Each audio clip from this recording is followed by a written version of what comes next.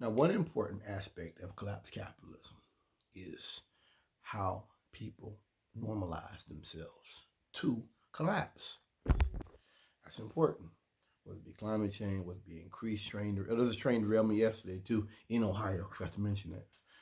Um, it, it's you're always going to have these ongoing crises that get worse and worse and worse because the system, the powers that be, are trying to make more profit, more money with less. Um, that's what collapse is really about. That's really the elemental drive in it. I think when you look at Reddit, when you look at groups who are like looking into the future, futurology, they're talking about collapse.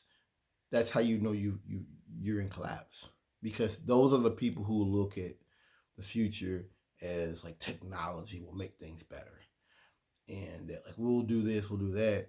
If you collapses, none of that. Let's to a lady today, East Palestine, that talked about how Trump's down there doing a speaking event and she voted for him, she likes him and all that stuff, and it hit me. A lot of people are talking about Obama's. He had a planned rule to create kind of policy with brakes on trains. Um, so, so people have said, why didn't Biden bring that rule up? Obama put it forward. I think Trump repealed it or Trump got rid of it. One of those things of Trump just basically getting rid of everything Obama tried to do to help the people. And he said, why didn't Biden bring it back up? And I thought about that, put that in my head. Now, obviously, it wasn't possible, um, for many various reasons. But if you're a Republican and you look at everything that happens in regards to deregulation, and you look at how deregulation ends in tragedy and bloodshed, and your response to that is not to say we should have guardrails, we should have responsible people who are not political, who take care of the preservation of life during emergencies. And your takeaway from those things is not that um, it's not that this is Republicans' fault that you're putting on Democrats. What you're really saying about Democrats is that we're not supposed to have our own like policy. We're supposed to be like a woman with a woman married to a drunk.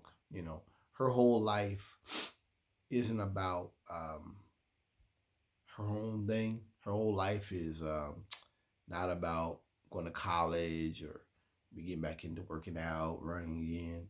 Her whole life is about ensuring her husband doesn't fuck something up, doesn't go out here and drive drunk and hit a school bus, kill a bunch of kids, or get drunk and pick a fight with a 280-pound, 6'2" man.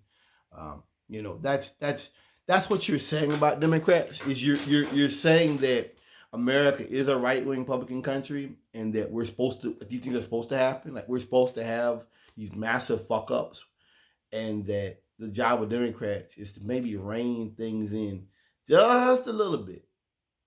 Not actually get anything done, but maybe kind of like, hey, maybe you shouldn't put the SWAT stick out front. Maybe you shouldn't have the, I mean, that's what they're saying. And that sort of thinking, that notion to me is sort of putrid. Thank you for listening.